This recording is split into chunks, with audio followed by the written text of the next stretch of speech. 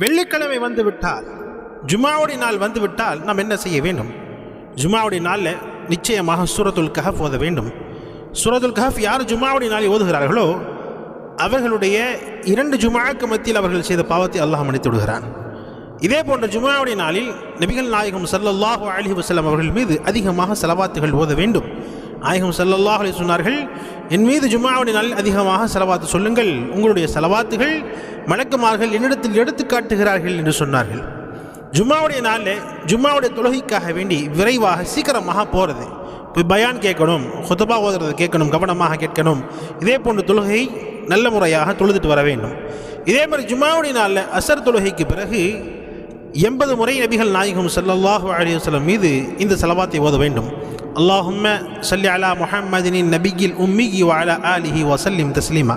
இந்த ஸலவாத்தை 80 முறை ஓத வேண்டும். ஜும்மாவுடைய நாளில் அதிகமாக